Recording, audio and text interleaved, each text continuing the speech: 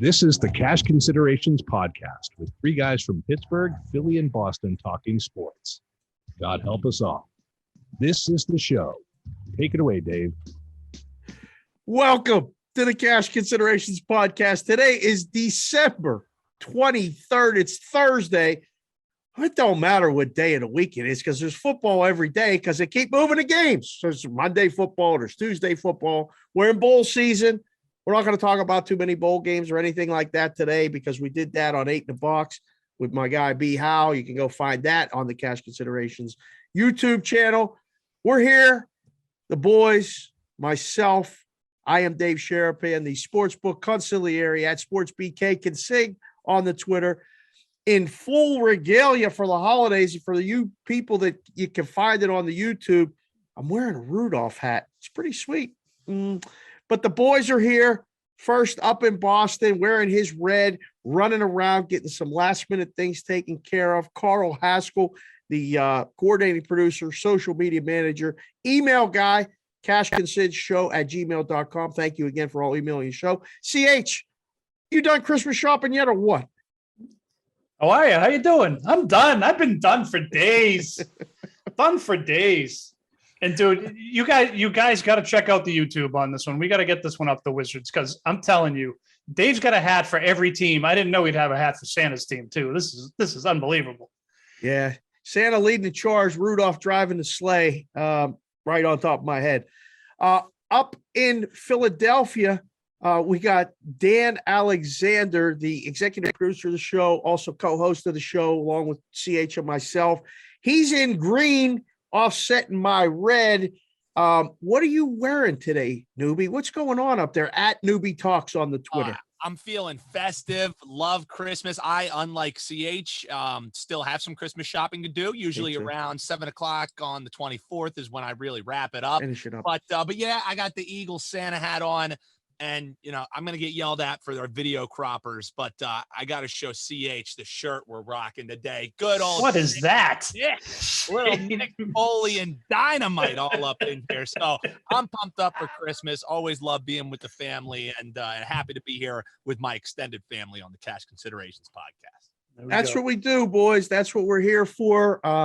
Thank you again to everybody listening all over the world. I still cannot believe it. Somehow a new country or something pops up every single week on the report where people are listening. For all of you out there listening, watching on the YouTube, thank you very much. We're working on the merch line. I got this guy. I'm taking care of it. Hopefully we'll be able to have a little bit of a store, Cash Considerations, merchandise, things like that, sayings that we've said, sayings that you guys have said, and, you know, tweeted at us, Cash Consid Show, at Cash Consid Show on the Twitter. We're very active there as well. So again, thank you and happy holidays. Before we get to the end where we go take a minute, where I'm sure each one of us will have something to say about who knows what. These holidays have everybody crazy. But before we get to all of that, I mean, what we're going to do today is pretty simple. We're pretty much going to talk NFL because what else is there to talk about? There's no hockey. They canceled it until after Christmas. Baseball, bro. There's still no baseball. I don't know what the hell they're doing. Follow Ben Porter. He's up over the 10,000 mark, but Ben's a good friend of the show, and he's tweeting about stuff on baseball, getting the juices going. I'm wearing the throwback Reds jersey today, thinking about baseball. We're not talking baseball. College football, like I said, we got it covered on 8 in the Box for the most part. Some great bowl game analysis, a lot of fun. B. Howe and myself at Brad Howe 07 do it on there. This is pretty much going to be a football show and a holiday show because we're about the family and OTSOP and things like that. We're going to hit all of that. Before we do, I wanted to ask you guys both a question while I had you here. Because a lot of people, we talked about hot dogs once, talked about it for months after that. We talked about wings a little bit, and chicken and things like that. And people are, you're a ranch guy, you're a blue cheese guy. We got people all fired up. So, Newbie, I'll go to you first. Your favorite Christmas song? Whoa. Like, when you hear Christmas music, do you have anything in the board that may come to mind, first and foremost? Now for me, I'm like a purist. Yeah. I love, the old style, like crooner kind of stuff. Oh, But it's for the me, best. there's been one that I've been hearing a lot that has just really become my favorite. Oh,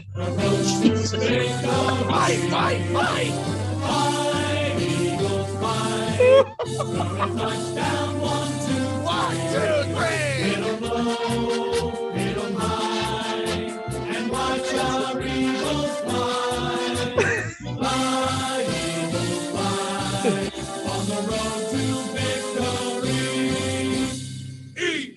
E-A-G-L-E-S, Eagle. Woo. Yeah. Sorry, my finger slipped. I was trying to hit "Rocking Around the Christmas Tree," and I accidentally hit that one, Dave. Sorry. that's crazy. I mean, that's a good Christmas song, though, because they played this week on Tuesday. You were at the game with Pops. Great picture on the Twitter. You guys went down and saw that. So okay, so that's a good entry. CH, are you a Christmas guy? Song, like, do you have songs that you kind of go to, old standbys, anything like that you can come to mind real quick right now? Yeah, so I'm going to give you two. First is my wife and I went to Trans-Siberian Orchestra a couple weeks ago, and Yes. I recommended to you guys that you see that because the show is unbelievable. They do "Carol of the Bells," I believe is the song, and it's unreal to see it. I love it on the radio or whatever, but to see it live with the lasers and the smoke and all the stuff, it's unbelievable. But honestly, my favorite Christmas song is "Father Christmas" by the Kinks. Ooh. Come on.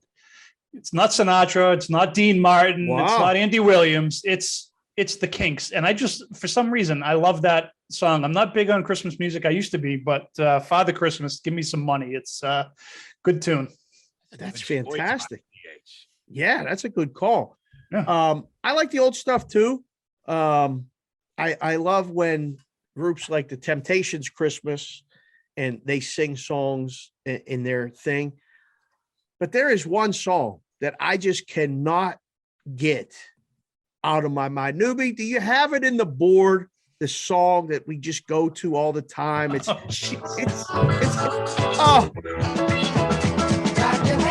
yeah. Everybody. Oh. Philadelphia. 76ers. And yes, CH, we had both of those planned. Yeah, of course you did. Of course you did. Don't the Flyers have a song or something? Nope. No Flyer songs on this show. No Yeah. Flyer songs on this show. But yeah, we had to get that out of the way because I don't know, we're going to try to keep the show tight, high and tight. Get it right out of the Just get that right out of the way. Christmas music is great. I'm a big fan of, when you hear Little Drummer Boy and all that other stuff, it's so good. And we've been listening to Christmas music in this house, I swear, for like a month. And the radio stations that play it nonstop are fixed on the stations in the car. So when I get in the car with any of the Consig kids or Jessica, Mrs. Consig, it's on the radio. So the music was on my mind and we were just thinking about all those things. So we just had to throw it in there. And for the people that don't know, that Sixers song is a Christmas song. Just like Die Hard is a Christmas movie. Apparently so. I mean, that's a whole nother debate, isn't it? Yeah, It exactly. is. That's sad. That's the debate that rages on. Watch whatever movie you want. If it's a holiday movie to you, who really cares? But all joking aside, guys, my actual favorite one and the most underrated one, I think, is Christmas rapping, kind of off the beaten path, like what CH said by the Waitresses. Amazing My little second like favorite. horn. Love that one. That's a great one, Dave. You got to add that into the rotation. You'd like it. Big, You're gonna have big to. fan of that one. All right, we're gonna have to put that in the mix. I like that. Yeah. This is a song by Run DMC back in the day, the Christmas song, that rap. That's really good. What was that? Yeah, we tweet at us when we can remember, because I got 100 little notes here and there, and I can't remember the name of it. Christmas in Hollis, Queen. The Christmas. Yeah, that's I think the one that. Did you just freeze up on me? You I almost think froze up Newbie on me. might be piggybacking off my old Wi-Fi. What's going on Holy over there? shit, did you see What's that? up with that? He My froze up for a second. That was no good. If he freezes up, the whole show goes to shit. We can't have that. Oh my God. Oh, yeah, but no, Christmas music and then. I was Googling Christmas in Hollis, Queens. You can't be Googling shit. No more Googling. Please stop the Googling. All right, last question before we get to the football, boys. Christmas movies were always a big staple for our family because we had a huge, I'm the oldest of 5. Grandparents would come over. It was always a huge deal, Christmas Day. And like, it was crazy because in our house, we had, we did Hanukkah, we did all that stuff. And then we did Christmas. Sometimes they overlapped. I had every sort of religion, family member, ethnicity. It didn't matter. But we always went to a Christmas movie. Do you have a Christmas movie, newbie, because you're a movie guy? Do you have a Christmas movie that you like your go-to or you remember going to with your family on Christmas that has a special place in your heart or in your mind?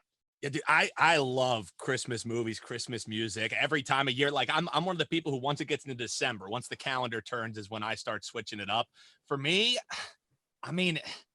I go A Christmas Story. I know that it's like overplayed because it gets the 24-hour the running around the clock and everything. Yeah. I just love it. And the main kid in it looks so much like my dad when he was a little kid that I kind of like transport my mind back to like maybe what it was like for him growing up. So I absolutely love that one. And of course, I got to add Elf into the rotation. My guy, Will Ferrell. That's like one of the newer ones that I think has some staying power. Elf and A Christmas Story are my 1 and 2 for sure. That's fantastic. Yeah. There's so many and everybody's different, so there's no right or wrong answer. Christmas Story is getting a lot of run as being not that good and not that funny and overrated right now. It's always been a staple. Ralphie and, shoot your eye out and stick your tongue on that pole and everything else. Yeah. There's so many things. Papa Newbie looks like Ralphie, huh? Oh, I'll send you guys a picture. Yeah, for sure. Yeah, That's awesome. I remember being old bunny suits, though. I will say he stayed away from the bunny suits. Okay, yeah, he was probably bundled up like that at one point, though, fighting the winter back there in Reading, exactly. and where you can't put your arms down. Remember that shit. CH, do you have a Christmas movie that you really like and enjoy, or you go to all the time? Over the years. Yeah, so I'm gonna give you 3 real quick. First is the 8-movie bundle. I count the Harry Potter movies as Christmas movies because there's always some kind of Christmas scene in there. So we're going to have a Harry Potter marathon here over the weekend. Oh, boy. So I go with that. My number 2 is one that Newbie just hinted on. And for you, those of you watching at home, the props department just came through for us. Look at this. Oh, amazing. What is that? Poster. So we've got in the TV room, we've got some movie posters up, and one of the movie posters we have up there is Elf. You can only see Will Ferrell from the shoulders down here in the video, but we actually went on Christmas Eve last year to the movies, and we had the entire theater, not just the one screen, the entire building to ourselves because of COVID, and it was Christmas Eve, and we went and saw Elf in the theater last year. It was amazing. But my number 1 by far is the Griswolds. I mean, how can you not see Cousin Eddie standing out there in his robe with his beer and a cigar, emptying the shitter and yelling out, "Shitter's full." Come on. Nothing says Christmas like the shitter being full, right? True. That's true. Oh, so good. Yeah. I don't know. I have so many that I can't even think of any, but I know one that resonated with me a long time ago was Patch Adams. I went to see Patch Adams, a Robin Williams movie, on Christmas night. And I don't know if it was the scene, if it was the movie, whatever it was, but that one hit me.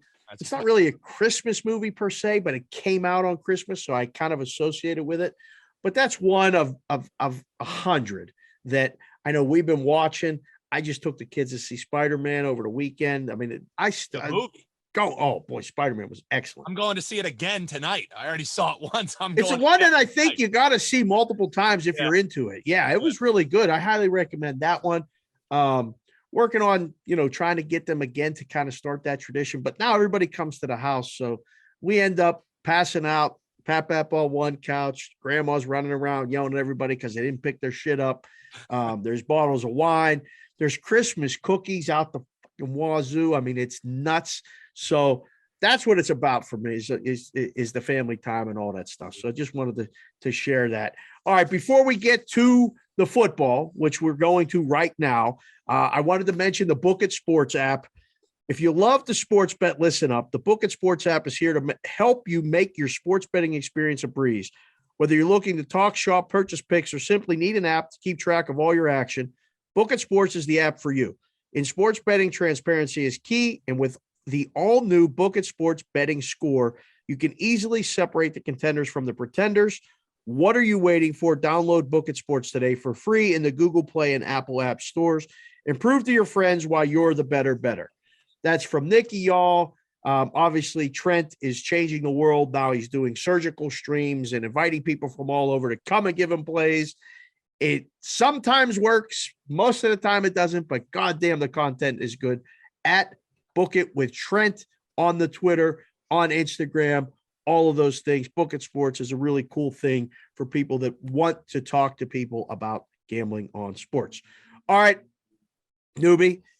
I don't know. Does this guy have a Christmas voice? I mean, does he go somewhere for Christmas when we go in the gun? What are we doing? I guess we'll find out. Take it away. Ho, ho, ho! That's right, Dave. It's time for the most routine football segment this side of the North Pole. It's time for Christmas Cooter. Ready to go. You just add in a couple puns, man, and it automatically becomes a Christmas edition of In the All right. So, hey, good news. I think we just need COVID delays every single week because the boys were buzzing last week. I go 6-3. The guys go 5-4. All of us over 500, and we're starting to dig ourselves out of that unanimous pick hole. We are now only 2 games under 500 after a rough start. So I don't know, guys, maybe we just need, the COVID protocols to continue and them to just keep moving the games. I, for one, will say I have no clue what day it is since I went to that Eagles game. I keep thinking, is it Tuesday? Is it Wednesday? And you're in that holiday mood. So who cares when these games are played? We got a decent slate of games that I personally think is a little bit hard to find some plays that I loved this week. Looking forward to hearing what you guys think, but hey. Can we pause before we start and just take a moment to celebrate the ending of the streak of newbie mushing the Eagles? Can we please? Like, it's been years. Like literal years. Like, in case people aren't following me on Twitter, at Newbie Talks, shameless plug for myself there. I went back and documented the last win that I was at, and it was December 22nd of 2019. It was a Dallas game where Carson Wentz threw for like 350 yards. So my misplaced love for that guy is starting to make a little bit more sense. But yeah, thank you for mentioning that. The streak is over, and now we start a streak anew because I'm going to this Giants game this week. So hopefully you're gonna try to do it back to back. I gotta go back to back, man. I have to. You gotta ride the streak while it's hot. It's like when you're sitting at the Fay and the blackjack, it's just flying at you. You got to keep doubling up. You got to press a little bit. So all right. I may change my pick right now. Yeah, it is the Giants. I mean, yeah, you're not. Yeah, it's Mike Glennon or Fromm or whoever the hell is playing quarterback. I'd feel better if I was a Giants fan if CH was playing quarterback. To be honest with you, coming off the shoulder surgery, I don't know how good he is. That's what I'm saying. Well, we'll get right into it here. We'll start on Christmas Day. The Christmas bells are ringing, and we got the Packers taking on the Browns. Packers 7.5-point favorites as they're facing Cleveland. I'm going to just give you guys a thought, and then I'm going to throw it at you guys to make your picks because I'm going to go off of what you guys say. Like, I rarely do this. I try and make my picks before the show, but I think there's 2 questions about this game. How motivated are the Packers to win by margin against a team that, it's the Browns? Do people really get up to play the Browns? On the other sideline, you have a Browns who just lost a heartbreaker with Nick Mullins in at quarterback. Are they motivated, or are they, pissed off, or are they sad and they're shrinking back a little bit? Dave, I'll go to you first because you see this Browns team a good amount as a Steelers fan. You've seen the ups and the downs mainly of this Cleveland team over the years. So 7.5 is the line. I got nothing in this game, man. I wouldn't touch this game until 2 minutes before, or I might not even touch it till the game gets played. This is so hard right now, picking these NFL games.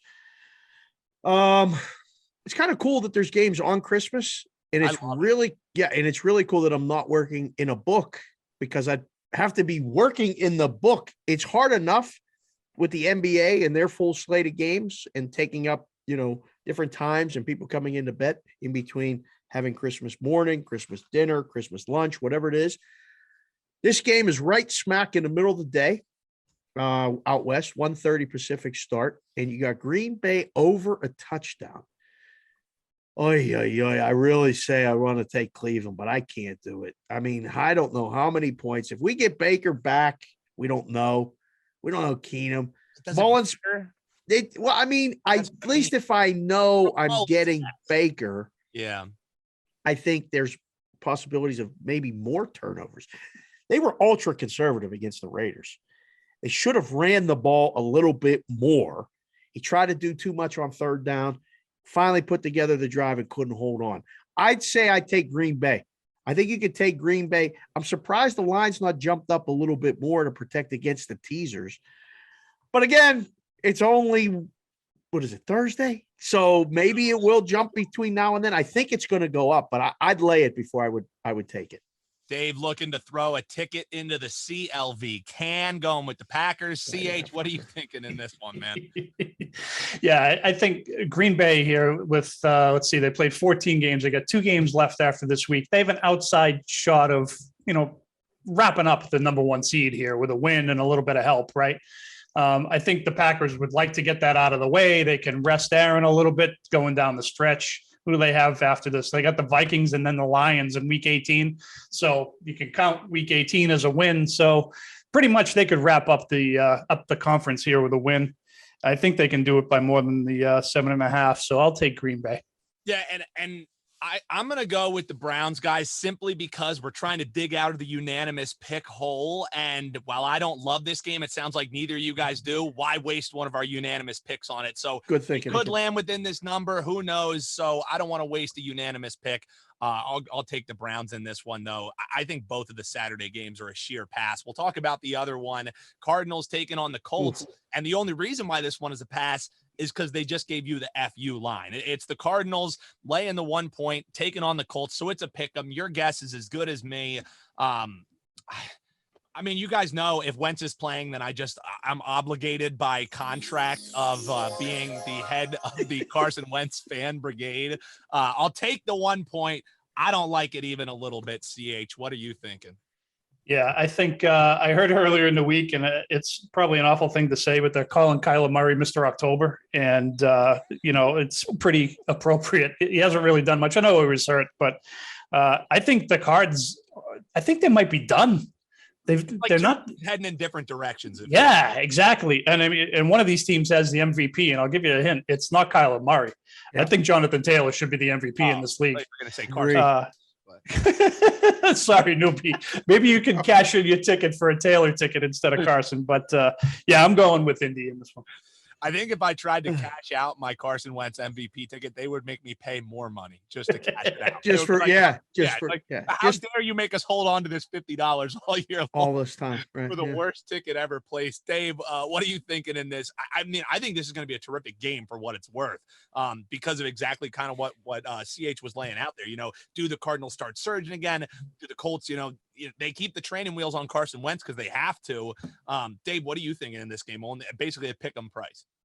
Cardinals just coming off the worst game of the season. A loss to Detroit is like 12.5-point favorites at Detroit. First loss on the road. They haven't been that good at home. I think they're like 3-3 or 4-3 against the spread at home, like very average. And they come the favorite this game. It moved to the dog and then it's coming back to the favorite. It feels like a trick. It feels like they want you to take the Colts. I'm taking Arizona. It's the last time. If they don't win, taking Arizona, I'm done with them. They are done. They might be done. CH might be right. This could be that loss could be, the straw that broke the camel's back, whatever that saying is. Like that, that could be the tipping point where they go completely backwards. They were playing really well and over their heads, right? CH. They were playing above what even preseason expectations. Their season wins was 8.5 from 9. Maybe this is who they are. And they have Dallas next week. It's not like they got a cakewalk next week. Right. They got Dallas. They got a tough couple of weeks. Yeah. they were kind of maybe looking ahead with Detroit, and then everything went bad, and it just, you got a team that's still playing. Detroit is still playing every single play for the guy trying to, rip kneecaps and eat all that stuff. Like they're playing. So I'll fall for it. I'll take Arizona. I don't like it at all, but I'll be interested to see. This total's 49, boys. It's going under. The game's got to go under unless Jonathan Taylor gets loose and they start running, and it's because Indianapolis is blowing them out. If Arizona wins this game, it's going to be one of those nip and tuck affairs, 21-17, something like that. No, I think you guys both lay out the perfect kind of path on that game. Like I think the fact that I didn't even mention any teaser possibilities lets you know, like, I ain't betting these games on Saturday. Right. Like I'm excited for that nightcap. Don't get me wrong, but if I get through a whole entire slate of a day and don't say the word teaser, I do start twitching a little bit because I feel like I need to say it, but I ain't doing it, guys. We'll move to Sunday here, day after Christmas. We're all full of cookies, and it's time to run down the slate. We'll start in the early window, and we do not start off lightly because we're going with CH's Pats in the bounce back spot, -2.5 as they are taking on the Bills. Dave, you got to tell me what's happening in this game, because 2.5, the Patriots, you're getting some discount at home again. The Bills, now they're motivated in this game. I mean, this is the perfect line, right? 2.5. What do you think? Perfect. It's absolutely perfect because they don't even care about the teasers. You know what I mean? No. 2.5, they don't care. No, sometimes as you get closer to the end of the season, the teasers get brutal because the numbers are so tight. They're really like a snare drum. I mean, it's just bam. I mean, the games fall within a point or two of every line. The teasers are no good. Like, you need a blowout every once in a while. And I mean, you saw it the other day. Like, all four sides won the teasers on Monday and Tuesday. Like, it was just, they fell right around the number. I mean, you got that ridiculous late touchdown in the Bears game to get there, but the Monday games, the Tuesday games, they fall within the number. You're buried. So not worried about the teasers. I said this a couple of weeks ago, and I'm sticking to it. I thought Buffalo would win the game against New England at Buffalo, and they did not. And I said at that point that the Patriots were going to kick the Bills' asses when they got them 2 weeks later in New England. I'm sticking to it. I'm on Bill. Listen, that game didn't start out so good. They were coming back. Carson threw that pick, and I was like, oh, my goodness, they're going to the Super Bowl. If they win this game against the Colts, they're going to the Super Bowl. They did not win that game, and JT ran that long touchdown. He should have gone down. I don't know what he was saying to the DB. He was saying, tackle me, and the DB was like, no, I'm letting you score. Tackle me. And who knows what they were saying, but the Colts proved their mettle. New England had a tough game. They got the game now. This is for the division. This puts New England in the driver's seat again with Kansas City for that 1 seed. There you go. Buffalo's going to Foxborough and winning in December? Come on, bro. No way. New England. So, I mean, Dave lays it out there, and because of that, and not because of what you're thinking, but because that's all I've heard this week, I just feel like majority of people love this bounce back spot for the Patriots. So, CH, you're going to get to break the tie, because I think the Bills, since they got embarrassed in that windstorm, and especially their head coach in McDermott, has had this game circled. And one thing I know is nobody circles the wagons like the Buffalo Bills. Heard that before. As long as there's not a crazy windstorm, I think the Bills, even with the Patriots coming off a loss, are going to be just ultra motivated to get a bad taste out of their mouths. So, CH, you get to break the tie because I'm going with the Bills, and I have a feeling which way you're going to break the tie in this one, man. You think? Lay it out why I'm an idiot. Lay it out. Oh, I won't say that you're an idiot, newbie, but we'll let the listener decide that. Yeah, I'm looking at the weather. It's going to be a chance of precipitation during the game, so we'll see. I could see this game. It's only 2.5 points. I could see this game if there's no weather, with the Patriots rushing the ball 3 times and throwing it 72 times or whatever the fuck, just to screw with McDermott. I think Belichick is so deep in McDermott's head right now that he's a little bit shell-shocked. This is going to be a good game. I think this is, Newbie usually says it at some point. I'm looking down the list. I don't see where he's going to say it other than here. This is the game of the week. This is going to be a good one. And I think the Patriots can win this game by a field goal easily. So give me the Pats. Would either scenario surprise either one of you? Buffalo can win this game by 10. Agreed. New England can win this game by 10. I would not be surprised at either or. Like, this is the game. This is the game that we all hope for as fans. Like, Yep. I hope it lives up to the billing, CH. Like, the whole day Sunday is for me is watching this game. If it sucks, I'm going to be so bummed out. I mean, we got Pittsburgh, Kansas City later, which I'm actually looking forward to watching, but I want to see a good football game, right? Yeah, and I think this is going to be a good football game. I don't think the weather's going to be that big of a deal. It's going to be a little bit cold. I don't think the rain's really going to be an issue or snow or whatever, but this should really be a fantastic game. Mac last week looked like a rookie really for the first time since the New Orleans game back in week 3, I think it was. But he also showed some grit, man. He did. I mean, That fourth quarter was held it in, and he was Dyson, man. Yeah, and he, you guys probably don't hear his, Monday morning radio spot he does, but he was talking about how they had a bad week of practice. They asked him a handful of questions about the Indy game, and finally said, "You know what, guys? You have any other questions? I'm tired of talking about this game." He's pretty intelligent for a rookie. He gets it. He's bought in. This is going to be a good game. Yeah, Newbie, do you think that the Bills are going to be able to run the ball?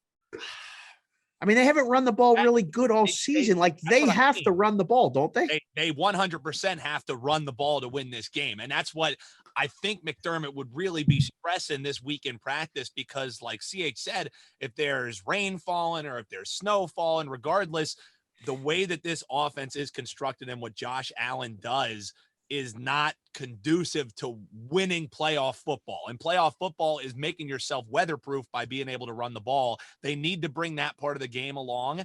And when you have a quarterback that's dynamic like Josh Allen, I don't know why that read option isn't a more staple of their offense, where they just stress really getting the back. I don't care if it's Singletary, like any NFL running back who gets a lane, man, can make a play. You know what I mean? And Right. they just, I don't know if it's more of an offensive line thing or if it's a play calling thing. Like, they need to just commit to running the ball just to open some things up for them offensively. Because right now they're a Dan Fouts throw the ball around kind of team, and that isn't what's going to win you a game, especially when you play your games in Buffalo. Well, I think they got to protect him, right? Like, he can't keep getting hit. He runs around like crazy. He don't slide. Yeah. Right. He's a big dude, and he can, take a hit and wants to run people over and stuff. It's like they got to be like, they can't do too much designing plays for him to run, because he runs enough when he's got to scramble. So reckless. Yeah, it just seems like there's a self-preservation mode Yeah. in the play calling, which really limits the offense, which I think Belichick's going to exploit.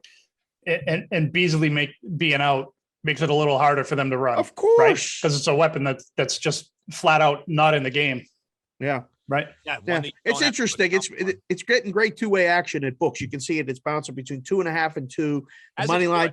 They're playing with the money line, which we used to do this all the time. Rather than move the 2.5, I would slide the money line like an extra 10 cents on the dog to try to get a bet on the money line. And then I was creating a middle for us, because if the game fell 1 or 2, it was a bigger scoop for the book. So you're seeing all kinds of things happen. This is one of the games. This is one of the things I would miss most about booking the games and being in the book for a big game. This was by far the game on sound, on the main screen.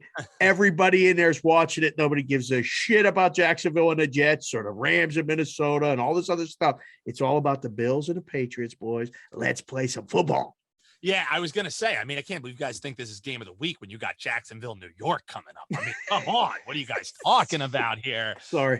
Now, I will say before we turn the page, and it's actually a perfect segue, because this is a game I have to do it. Low total, 2.5, go through 3, go through 7. Bills in a teaser, 100% the look for me. I know that, it's a long one. It's that every single person is betting this week, but it's just, textbook. It's a no-brainer to do. And for me, the game that I paired it with was wongable until it moved, and now it is not quite as wongable, but I like it even better if you're getting 9 as opposed to getting 8.5. It's the Bengals Did I get that one? Am I getting better? You guys? did. good. There you go. Oh, Nailed it. oh, I got to tell you, I've been watching a lot of Good Morning Football here during the day, and Pete Schrager on that show says Bengals every single time, and Every I laugh time. every fucking time he does Yeah. it. It's got to be like an East Coast thing, maybe, because I know Walsh says it every night too when we talk about it on Sports Grid and Sirius XM. He says Bengals, It's an and East me Coast. and me and Donnie were giving him shit, and he was like, "Am I saying it wrong?" We're like, "No, Yeah. Kevin." You don't even Say- hear it. Like, that's what I mean. It's just No idea. It's how we do it. Yeah. We're freezing cold. We can't pronounce anything. We're getting some hoagies and water ice. Let's go. Bengals taking on the Ravens, and they're now 3-point favorites. Is Cincinnati, like our guy likes to say. Now, like I said, I already have the Ravens paired in a teaser. COVID just keeps pushing this line the Bengals' way, and the Ravens had today in practice 13 defensive players for the whole entire practice. So there's some major issues there. But for me, I'm starting to learn, like, as long as Harbaugh is the coach, like, you got to take the points with the rate. Like, this team doesn't get blown out. It doesn't matter who's playing quarterback. It doesn't matter who's playing running back, how many play. Like, Harbaugh has his dudes ready to go. The thing that worries me and why I wouldn't play it not in a teaser is because I just worry if this Ravens team is emotionally spent. Like, they have had so many of these games where they just had to absolutely grind it out, and it's coming down to the wire. And while some people may look at that and be like, oh, they're a fighting team, it gets to be a point when you have that much emotional investment game after game after game. Like, this is a team who needed a 60-yard, record-setting field goal to win against the Lions, and sure, the Lions have fought, all that good stuff. I just worry about not a letdown spot, but just a letdown vibe around the Ravens that they've just had to keep being emotionally invested in every single game. They haven't gotten to kick their feet up in any game. So I'm going to go with the Ravens getting the 3. I don't really love it. What are you thinking in this one, CH? So, I write down my picks before the show, right? This is the one I had blank because I don't know what the fuck. Me too. It's a 3-point game.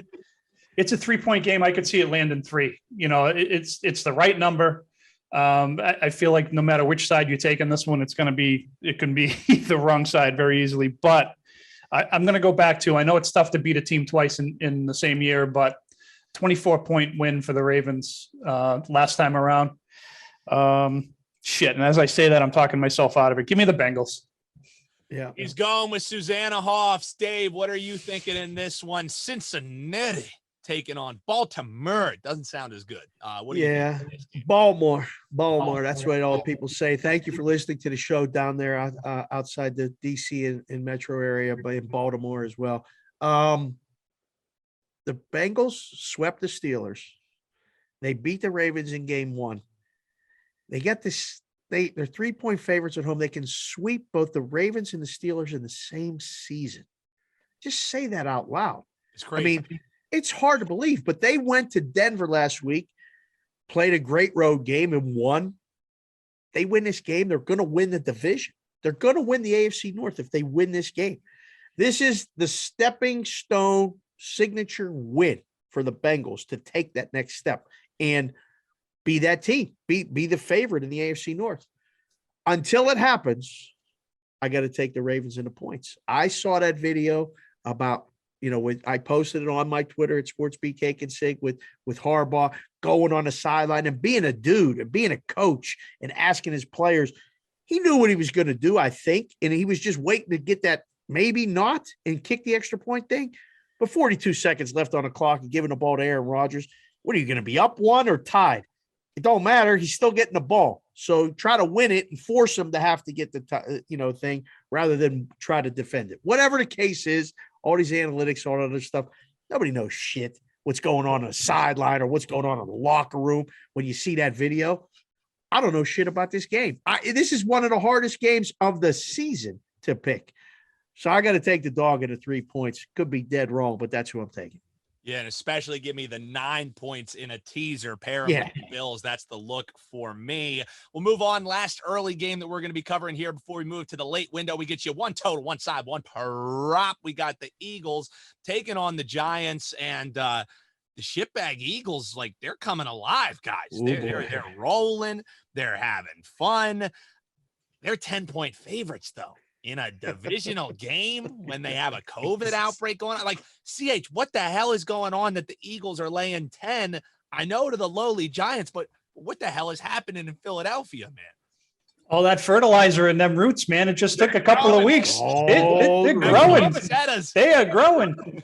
Now, no Sirianni, right? They already said he's not going to be there on Sunday. So he could. I mean, he's vaccinated, so he could be cleared. I would be shocked if he is. Yeah, I would be shocked if he is. I think, honestly, I don't think it matters. I think the three of us could be, running this team, playing against the Giants, and be able to win by 10.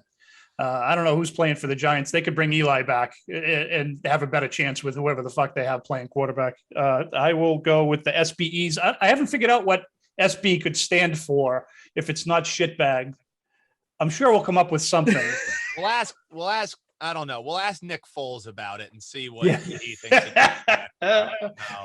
You're welcome. I teed you up nice for that. That was well done. That was well done. See, and unlike Dave and I planning the songs, that's just CH and I bobbing and weaving right there. There you go. Dave, 10 points, laying doubles. The shitbags are laying doubles. What the hell is going on here? You broke the streak. You're going to the game, and there ain't no way I can take Mike Glennon or Fromm or whoever the hell it is.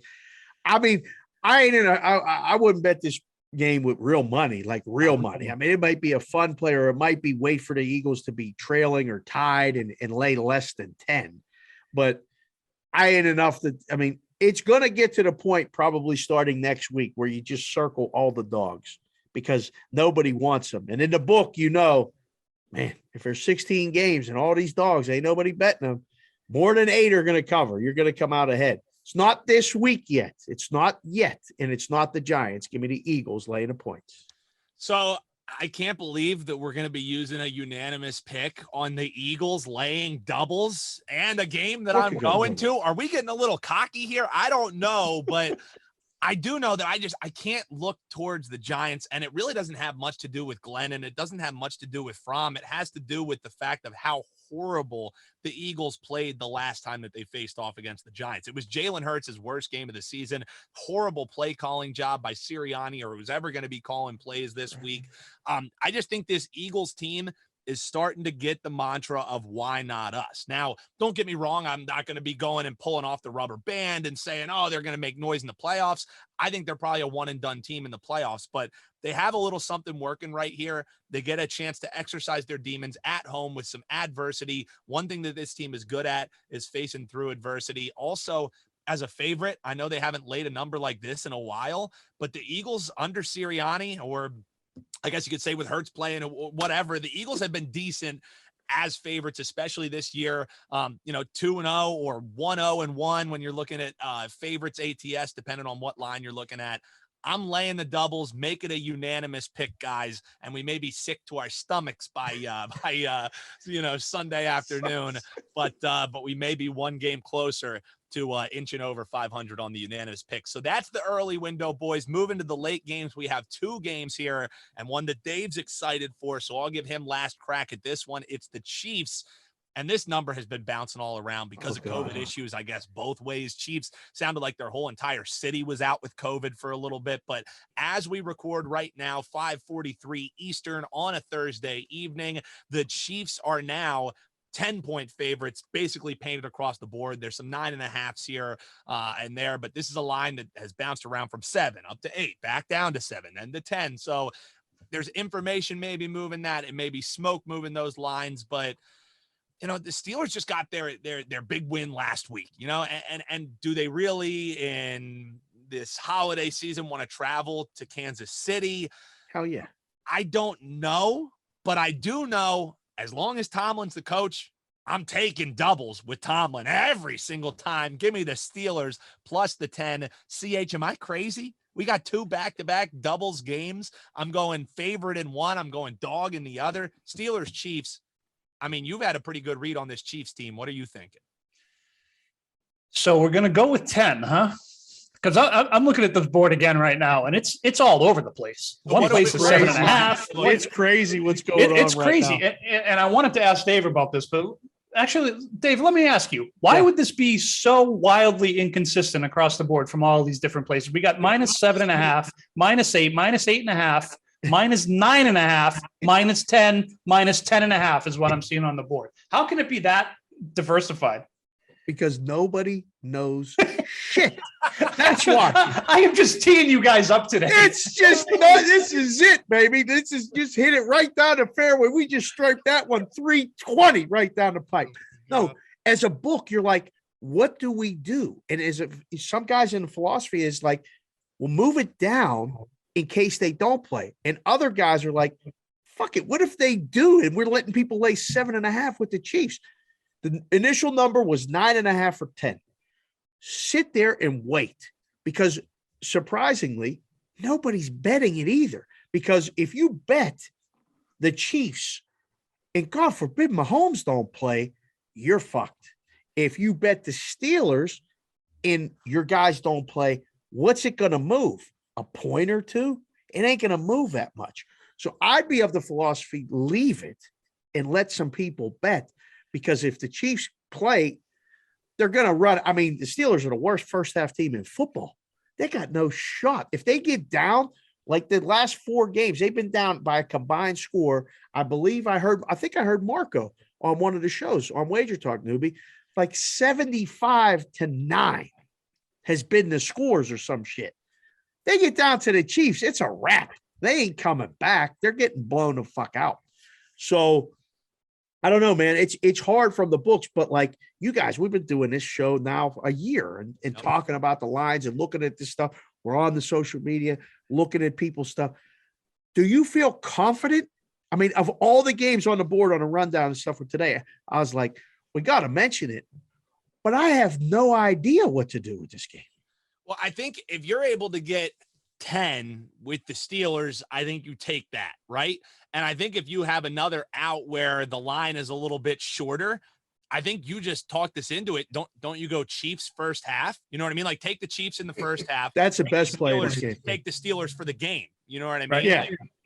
That's the way that I would do it. Have your multiple outs.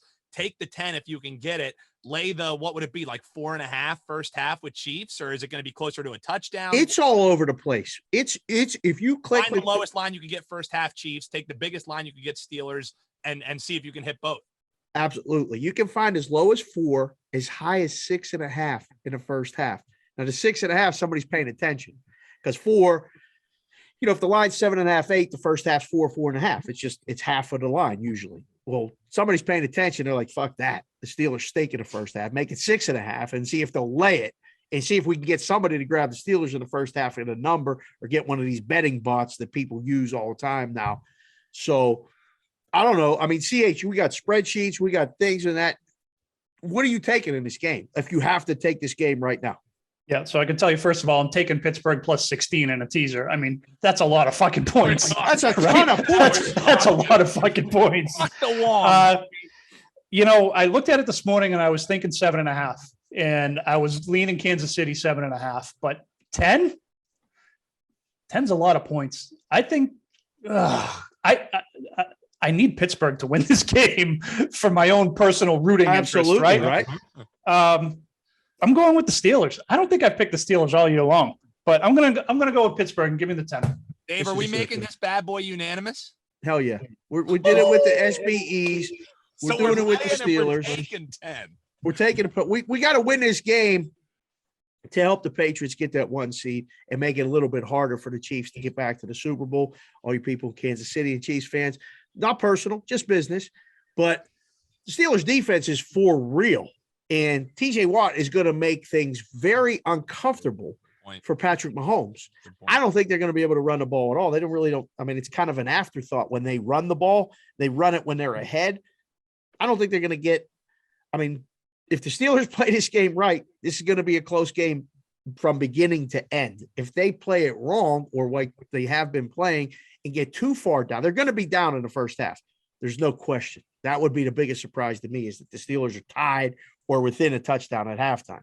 But if it's, 14-10, 14-7, 17-10, somewhere in that neighborhood, okay. But I think you get the best effort of the season from the Steelers in this spot. This is what they do. They rise to the occasion against the good teams. They play down to their competition. They fucking tied the Lions at home, for God's sakes, laying almost 10. So expect the best game of the season from the Steelers, hopefully, and take the points. Man, and for a game that like we didn't want to touch with a 10-foot pole, I'm That's good feeling a lot analysis. better about that. And Yeah, also that little discussion on the first half Chiefs, that was beautiful. Chef's Little goal. kiss, boys. That was Little some goal. gold right there. All right, last game here for the In the Good Christmas edition. All up mistletoed. We got the Raiders Broncos. What a horrible way to end it. Oof. Maybe we should have flipped those games, and I should have done the Raiders Broncos first, and really capped it off with that amazing conversation we just had, Chiefs Steelers. But instead, Raiders pick them against the Broncos. This game makes me want to vomit. See, what are we doing in this game? Raiders Broncos pick them. What do we do? I said it last week, and my son sent me some kind of meme about the Raiders. I fucking hate the Raiders. I've hated them as a football team. I hate betting them. I hate betting against them. I hate betting with them. I hate over-unders with them. I hate props with them. I hate every fucking thing about the Raiders. And for solely that reason, I don't care if Drew Lock is playing or not. I'm going to go with Denver in this game because I hate the fucking Raiders. That's as good a reason as any in a pick'em game, Dave. Raiders Broncos. Which way are you going? Just to make sure we don't use up a unanimous choice, I have to pick the Raiders. I hate them as much, if not more, than CH. And I live here, and this is the team that's here now. They're the local game. I can't see the other games on the regular cable because the Raider game takes precedence. We never lived in a market with a team, so we always got the best games. Now we don't get the best games, we get the Raider games. It's hard enough. But picking this game, good luck, you people. It's pick 'em for a reason. Who knows who's playing quarterback? I guess Drew Lock is going to play. The Raiders look like shit in Cleveland. Now they're coming home. Everybody's 7-7. They're playing for their playoff lives. Okay, 7-7 Broncos, 7-7 Raiders. I'm picking this game. I think under. Let's put it that way. If I got to pick, it's 41.5. I would pick the under. Best pick. Give me the Raiders at pick 'em. Little free pick there. I'll keep it nice and short, and I'll actually read what I have written in my notes verbatim. I have written, I don't want to pick either of these teams. Ha, ha, ha. I'll roll with the Raiders. So that's all I got for you there. And that wraps in the gun, which means, oh, wait, CH. I guess Wait, stop the presses. I gotta run this by you guys. Last week we added a game at the last minute, and we wound up having a unanimous pick, and we won it. Okay. Right now we're two games under 500 on unanimous picks, and we've got two. Do we want to go for 500 to get to 500, or do we want to add a third unanimous pick and roll the dice to get over 500 for next week? What do you want to do? Roll it on the. I got a game. I got a game. What do you got? What's the game? Fire. The Jets -1 against the Jags. Oh, Shitty game. Let's push them all in. Lay it with the Jags. I mean, lay it with the Jets. What do you think, Dave? Of course, it's lay it with the Jets. Who Who in the hell's taking the Jaguars? Jets, Jets. Boom. Do it, CH. No analysis needed. Free bonus pick. Fuck your analysis. Go to another show to find an analysis on that game. We're laying it with the Jets. No question. Get to me.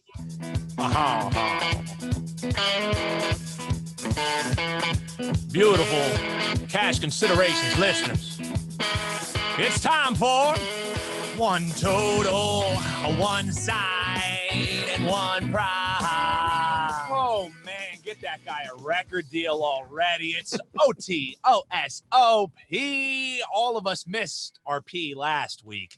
We missed our prop. I could have said that a little bit better, but the first ever unanimous pick in OTOSOP, OTOSOP history cashes. No sweat. No, I'm kidding. We had the under in that Pats game, and it got a little sweaty there, and we cashed by the skin of our teeth. First ever unanimous, one total, one side, one prop pick.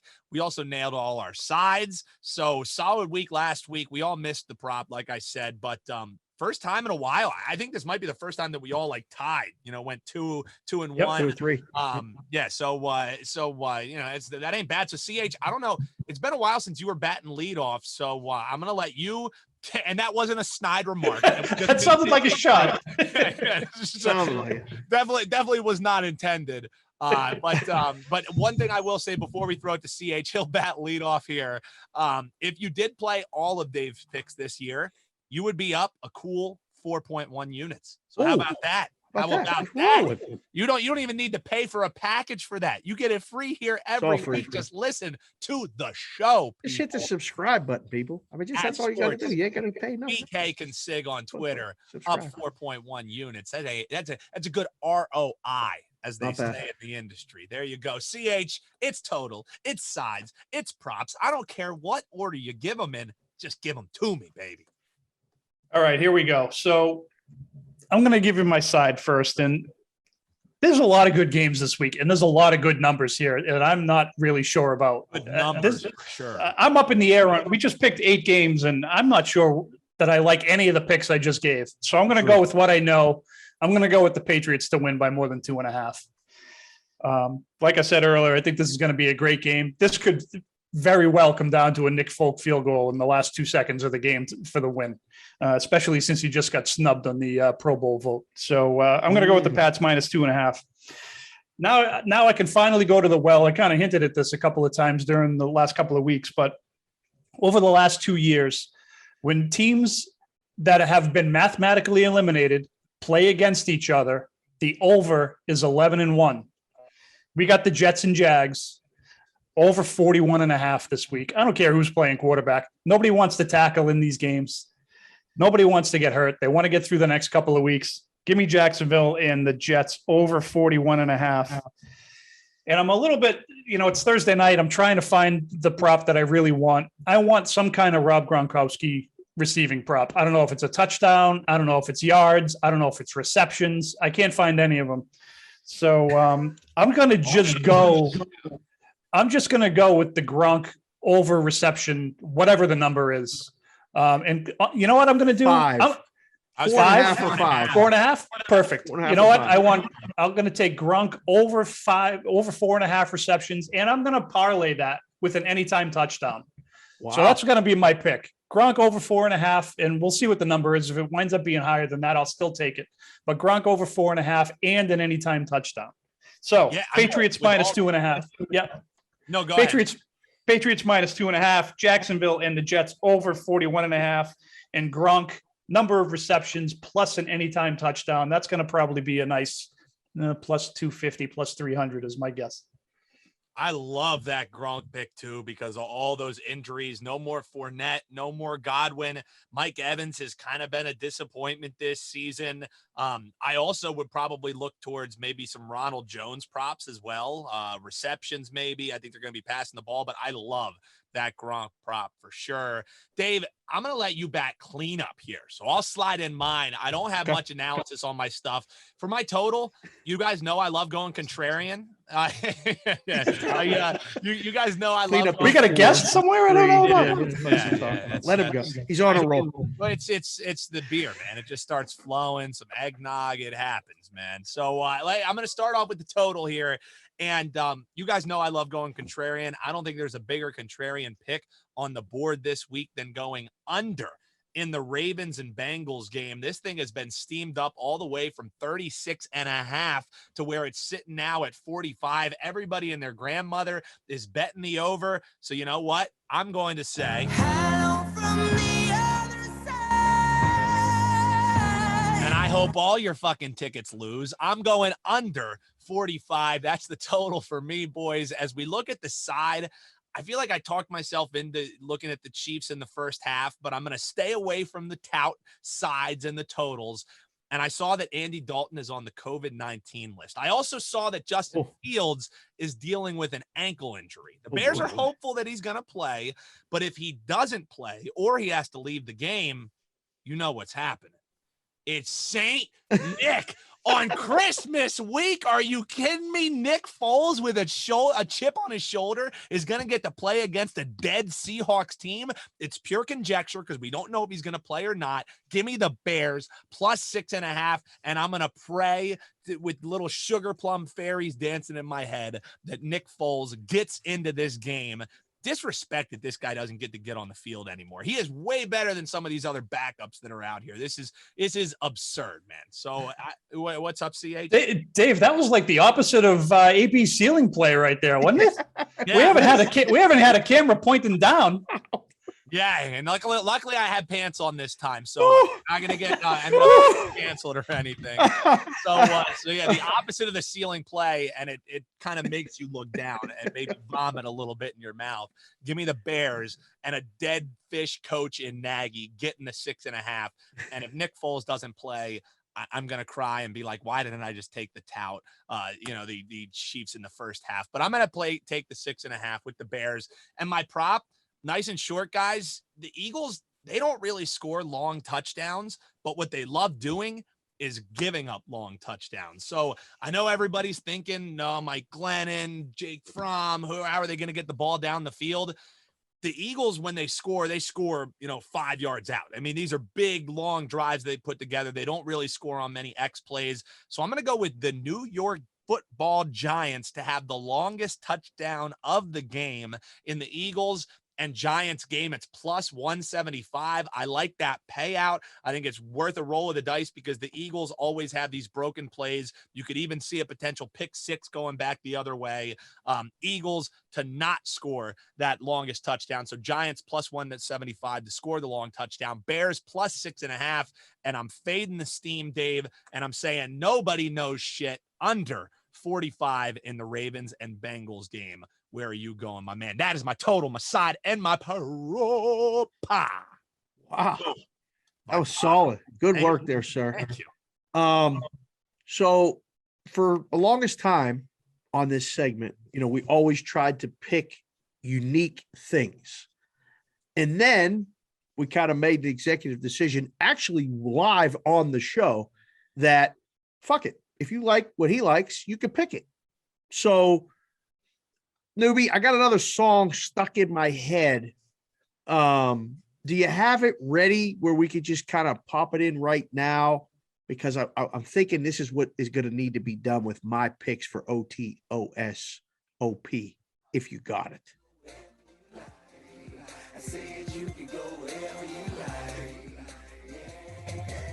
All right, hold on. I don't know why it's not playing out of here. Give me 1 second. Hold on 1 second. Yep. Are you going to edit this? Yeah, I just. Oh, okay. Okay. All right. So All right. give me 1 second. All right. I don't know why it's not playing. I'm paired. That's close enough. I mean, if you play it out of there, that's fine. Yeah, no, I have it all queued up here. I don't know why it's not going across. Let me Just hold it up to the microphone. It's fine. Play it right out of your phone. It's only needed for 5 seconds. All right, here we go. Give me 1 second. All right, so I'm coming back, Dave, here in 3. That's the game plan. 2, Stick to it. and 1.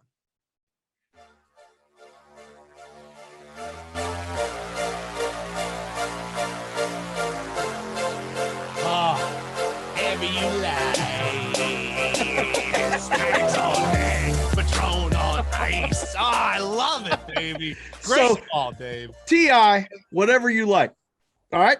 That's the theme right now for my OTOSOP. We don't rehearse this. I got the exact same fucking picks as CH. Come We're on. brothers on the show. 100%. He's talking. I'm going, cue up the fucking song. Because I ain't changing my picks. I was going to say, pick Arizona Saturday night. We went Saturday nights all right for fighting last week. Elton John reference. And it came through with the Colts. And I was going to look at the total for the Detroit-Atlanta game for the same exact reason that CH said, the Jacksonville and the Jets total. That game's going over. So you get a couple bonus picks right now. But for the OTOSOP, whatever you like, I'm picking because CH liked it. I got the Patriots. I said it 2 weeks ago. They're winning that game on Sunday. That Jacksonville Jets game should be over at halftime, boys. There ain't a lot of business decisions being made at that motherfucker, and ain't nobody tackling nobody. We're going over. If Jacksonville closes the favorite, that will be one of the most hilarious things, because Jacksonville went from a 3-point favorite to a 6-point favorite on Sunday because the coach, Urban Meyer, got fired, and they laid another goddamn egg. They're going to go to New York in December and play in the Meadowlands. I don't think so. That's an easy pick, Jets side. But my favorite side is the Patriots. My favorite total is that game over. Now, for this prop, goddamn, I don't want to offend anybody. Thank you for watching the show. But I say it all the time, and I can't help it. So, I mean, bear with me.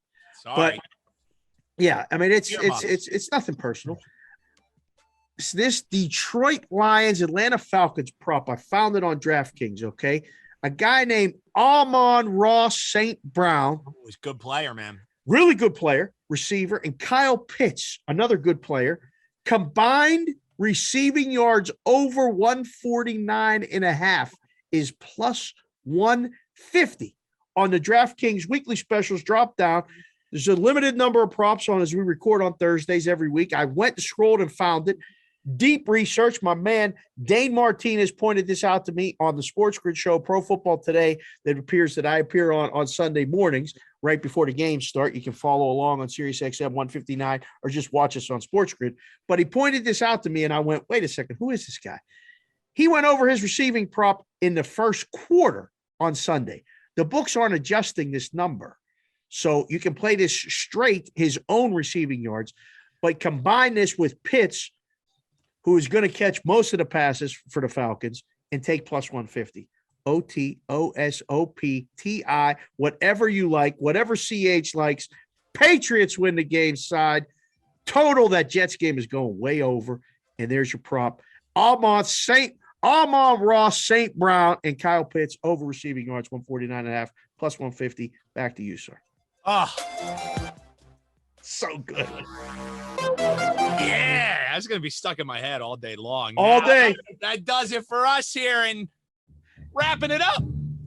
That's right. OTOSOB, the conclusion of the most ring-tuned football segment this year. Yeah. That's what I'm talking about. We got some unanimous picks. They've been good to us in OTOSOP. Yeah. All one of them thus far. We'll see if we can pick it 3 of them. I feel like I just want to jump on with you guys. I'm saying hello from the other side, and I don't like it as much this time. But that does it for the NFL, David. Right back to you, my man. All right. So before we get out of here, we go to Carl's Corner. You want to go to Carl's Corner real quick? We got time, I think. It's only Got like time? Yeah. We got a little bit of time before we go to Carl's Corner. I was just going to ask the listeners, hey, do you guys want us to go to Carl's Corner? Nobody's answering us. All right, Dave, do the read. We'll go to Carl's Corner.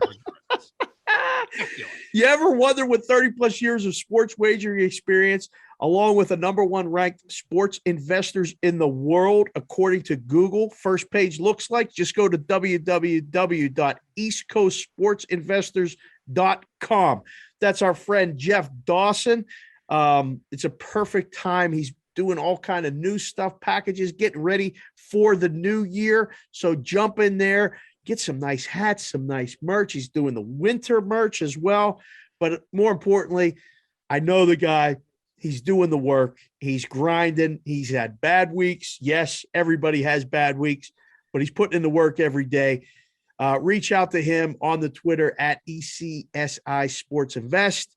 If you still have questions, he says to ask the real Vegas Dave. No, not that motherfucker that's still doing these whale picks and all that other stuff. He said to ask me.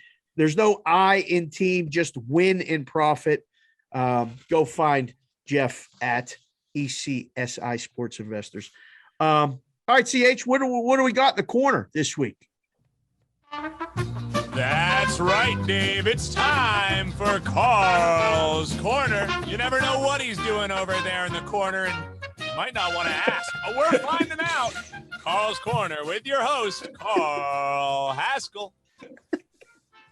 Jeez, at least I have my pants on over in the corner. Yeah, Thank you. I don't know what the hell's going on. Thank you. Oh man, that's too funny. So we talked about a couple of things at the top of the show, right? We talked about our favorite Christmas movies. We talked about our favorite Christmas songs. I still think Father Christmas is right up there. I think it's a great song. Good one. But what we didn't talk about is our favorite gifts that we received at Christmas time, or maybe that we gave. No, the ones we got, I think, are going to be a little bit better. So, as a kid, I can tell you that my mother used to kill Christmas every year. She just killed Christmas. It was, mom or Santa or wherever it came from. She just killed it. So I'm going to go to you guys first. Newbie, since you're a little bit closer to Christmas mornings as a kid than Dave and I remember, we might have to wind the Wayback Machine to think back to the olden days when we used to get our stuff. But Newbie, what do you got? What was your favorite Christmas gifts? So much like you, man, my parents were the real MVPs. Like they always, made sure that we didn't, want for anything. And like it meant a lot to them too. Like on Christmas morning, the first person awake would be my dad. He'd be pacing back and forth. Like, are they going to like the stuff that we got? Are they going to be excited? So for me, I don't actually remember the day getting it because I was so young, but I remember enjoying the gift. And I hesitate to say it. I should say she, because it was our dog. Christmas morning, my grandparents had our dog hidden at their house. They bring her over, they open the box. And again, all I know is from what I've seen from videos, but me and this dog had an instant bond. Like my siblings, they'll tell you, oh, she was my favorite, blah, blah. No, like Noelle, our dog, like she was my dog. Like we were lockstep. So being the pun lovers that we are, we named her Mary Christy Noel to signify that we got her on Christmas. The parents let us name her, so that was her full name. We called her Noel. Absolutely loved that dog. She was with me all through high school towards my sophomore year. So I was always in the foxhole with Noel. So bar none, best gift I ever got. And the real gift was the years that I got after with my dog Noel. That was by far, no gift can quantify that love that me and man's best friend shared for sure. So for me, it's Noel, and I miss her to this day. Loved her, best dog ever, man. That's all. I never got I can't remember getting a pet for a gift, but you can't beat that. I mean, my dog, I can hear him pacing around upstairs because I'm down here, but there's nothing like that love and unconditional love of the animal, right? And especially when it's a gift. That's unbelievable. Dave, I think we may have a couple of the same here, so I wrote down a few just in case we have any overlap here. So and you tend to give, you probably got a list of 10 or 12 here. So what do you got? I do. I have a parlay. We never do a straight bet when we go to Carl's Corner because, there's a lot of people listening to the show, wide range of ages. We've got, both male, female covered. We've got old, new, young, all kind of people. Again, we thank you.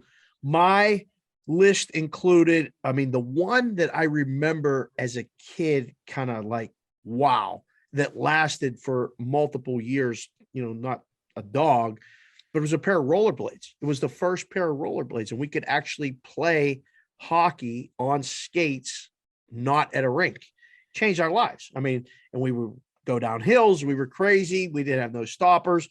Took a lot of falls, a lot of spills, but it was great. And those things, I remember opening them up and going, oh my God, they're ski boots. What are these things? They have wheels on them. They're all in a line. I immediately put them on and didn't come in until the sun came out. Down. It was amazing. Video game wise, in television, way too old for most of you to remember, but that changed our lives in the house. Winters were now fun because we had something to do and we kept stats. We had death matches. We resulted in controllers being thrown at each other, all kind of things happened in the house, but we had people over. It was amazing. I got Air Jordans for one time for Christmas. That was like, Air Jordans. Are you kidding me? Coolest kid ever. I still would have them if I didn't move so many times and they got thrown away by my mother, but Air Jordans were the thing.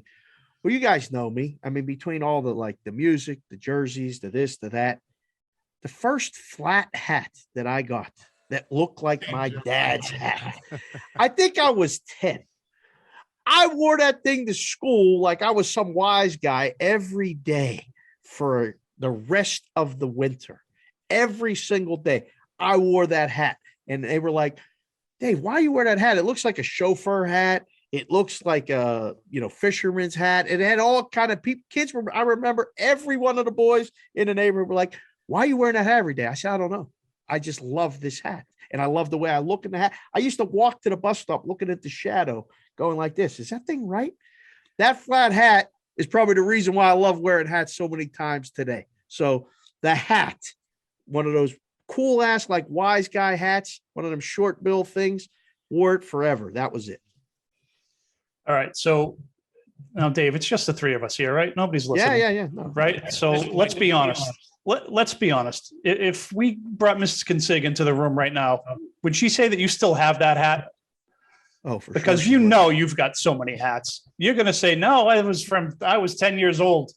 She's going to say you still have that hat, isn't she? She's going to say it's in the storage unit, 100%. You can lay 185 right now. She's going to say yes. That's a no-brainer, no question. All right, I'm going to go through mine here real quick. One that we talked about way back in, you can go back and listen, folks, season 3, episode 16, when we did our favorite sports toys. One of mine was the Super Jock games. And that was, Dave, you'll probably remember I had the football guy and the hockey guy where you bash the guy in the head and he would kick the ball all the way across the room. That was unbelievable. One that, Dave, again, you may remember, I had the Evel Knievel motorcycle. Oh, God. Where you had the motorcycle and you sat on and you would rev it and you would go vroom, vroom, and the more you did it, the higher pitch it got, and it would build up speed, and then you would let it go and it would take off across the room. I used to take my game boards, like my Chutes and Ladders board and stuff like that, and make jumps out of them. And man, that Evel Knievel thing, I'm surprised I didn't put it through like a picture window or something. Oh, yeah. And then my last two, absolutely my favorite. First of all, you said in television, I'm going with the Atari 2600. I spent more hours on that thing. I have the emulator now in the other room that's got like the 50 games built in that I still bust out every once in a while. But by far, my favorite toy ever was the big wheel. I was Evel Knievel on that thing, pedaling all over town, man. I used to pedal it up. It was a much safer time back then. I used to pedal it around the neighborhood. I'd pedal it up the street. We lived on a pretty friggin' busy street too. I'd pedal it up the street. I'd pedal it back. I'd just pedal over just to get the mail. I would take that thing everywhere until one day I was pedaling home from my friend Jeffrey and Jeremy's house, who lived across the street from me. And I used the thing so much that it cracked in half on me as I was pedaling down the street. The thing just literally split in half. I don't know if it was age. I don't know if it's because I'd put on too much weight. Hint, I probably weighed 30 pounds when I was like 10 years old. So that's not what it was. But by far, the big wheel was absolutely my favorite. And I seem to recall that I think it was like Sharper Image or Hammaker Schlemmer or one of them had an adult big wheel for like $1,500 a couple years ago. And I was close. Oh, yeah. If I could have commuted on that thing, I would have had it. But those were my favorites. Like I said at the beginning, my mother killed Christmas every year, and those are just the ones that come to mind. That's so good. And let us know on social media at Cash Consid Show what your favorite Christmas gift is. This does it for Carl's Corner. One more order of business. Back to you, Dave. Excellent work, man. I love that Carl's Corner segment. We got to just do it every week, even if it's 3 minutes, just to hear Newbie's intro with the music every single week. It's that doesn't warm your heart. What's that? I don't know who plays that song. I just feel like it's some guy that has to. His last name has to be Humperdinck. You know what I mean? Like that's we have to decide what that. We got Cousin Cooter. We got to figure out what this dude's name is. But his last name is 100% Humperdinck. We know that. It was an Engelbert Humperdinck back in the day. That's what I was thinking. Yeah. My grandma was a big fan as well of Engelbert. I remember Engelbert was the catcher on Bad News Bears. That's the Engelbert that I remember. Good pull. Yeah. Candy bar in one hand and his catcher's mitt in the other. Absolutely. Yeah, he was a badass too. All right. That's going to do it for the show, but we always tie up the show with the Take a Minute segment. And again, all of you listening and following along on the Twitter, interacting with us, and subscribing on the YouTube channel, Cash Considerations Podcast. You can search it there. All the videos are being posted. The Wizards are doing a great job. That's what I call the kids that are posting all this stuff. We really appreciate all of you. We're getting very close to that 500 subscriber mark, which was the goal at the end of 2020. 2021. So little goals. All right. Speaking of goals, newbie, let's start off with you this week with the Take a Minute segment. You're actually rapidly approaching 1,000 followers on the Twitter, slowly creeping up there. So keep following him on the Twitter at Newbie Talks. Your Take a Minute segment, sir, starts in 3, 2, 1. And I'm actually might be close to a minute for the first time maybe ever in one of these Take a Minutes. I just want to say, huge thanks to the listeners, huge thanks to you guys, because it was actually, I was a guest a year ago, almost to the day. It was on Christmas Eve that I came on. I had the sweater. You guys were like, who the fuck is this guy from Reading? What the hell is going on? Reynolds was like, dude, why'd you log in 20 minutes early? Dave isn't going to be here for 45. What are you doing? And the year that it has been since then, there's one thing that is the guarantee, and that I'm going to laugh my ass off for an hour, sometimes 2 hours. We haven't pushed a 3-hour show, but we've gotten close. I love doing this show. I hope the listeners love it just as much as we love putting it on. Merry Christmas, Happy Hanukkah, Merry Kwanzaa, whatever you celebrate, just have a happy one, have a safe one. And each and every week, it's been a year that I've been doing this, and I think I love it every week even more. It's been a crazy past year for all of us, but please be safe this holiday and have a terrific one. Love you guys, love the listeners, love your families. And that is my Take a Minute here on a Christmas edition of the Cash and Sid Show. Excellent work, sir. You can go find that old episode. It's on YouTube. It's on YouTube. It's under I believe it's still under the Gaming Today channel, but like you search it and it comes up. You're wearing that most ridiculous sweater. I had that big tall hat. We had so much fun then. And it's crazy to think that it's been a year, but it has been, and it has been a blast. And the show is continuing to grow, and that's because of all you guys listening to it. But we really do enjoy it. All right. CH, we call him ourselves, and you guys that know him call him that, but he's at Carl Hascall on the Twitter. That's Hascall. He's the coordinating producer, social media manager. He's got spreadsheets all over the place. We get this warmest regards, by the way, warmest regards right back at you as well on the email every week with our picks and all the lineup of all these things. He keeps the show a lot together, and he's trying to find ways to find out how to grow and find out where people are listening and all that stuff. So if you have any suggestions, email him, cashconsidshow@gmail.com. CH, your Take a Minute segment, sir, starts in 3, 2, 1. So first of all, I did have a note for people to go back and listen to season 2, episode 48, which was the debut of Newbie on the show. I did have that written down so I could make sure we mentioned it, because it is a year tomorrow, and that's been unbelievable for the last year.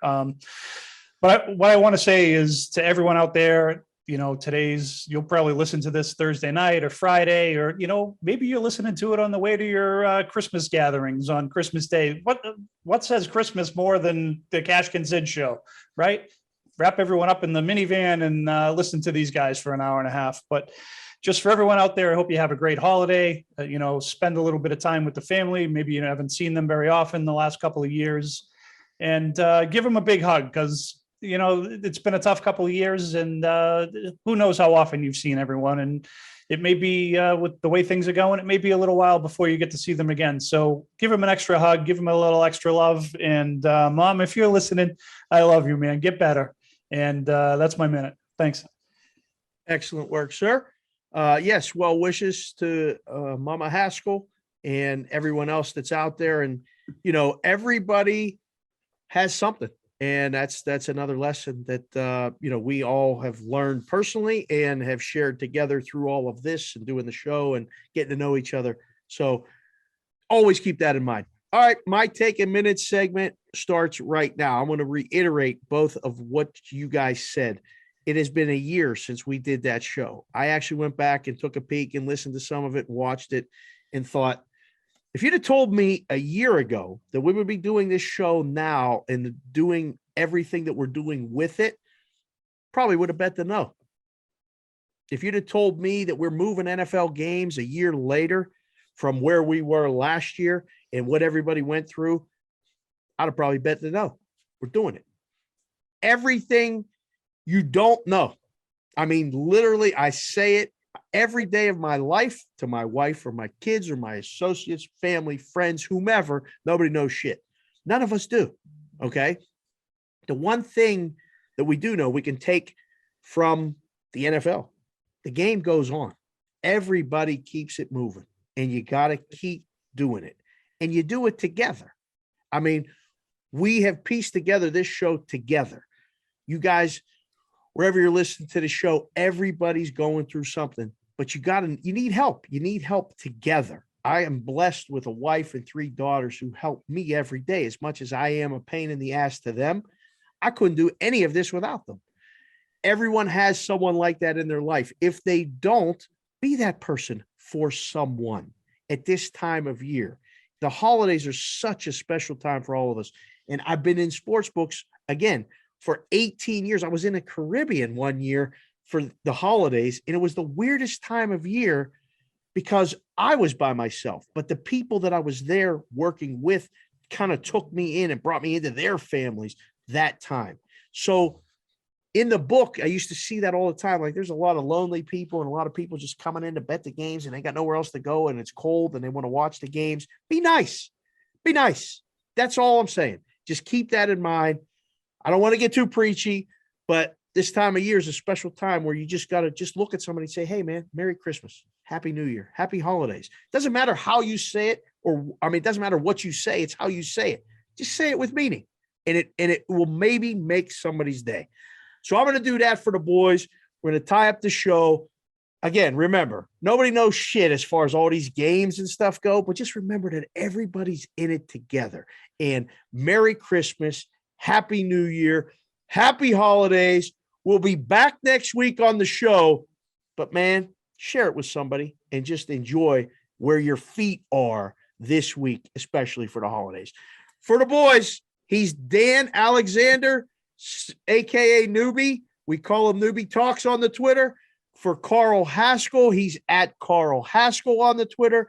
And for myself, Dave Sharapan, from all of our families to all of yours, enjoy Christmas, New Year's, and all the football while we got it, because hopefully it ain't going away anytime soon. That's it. We'll talk to you guys later. See you guys next week.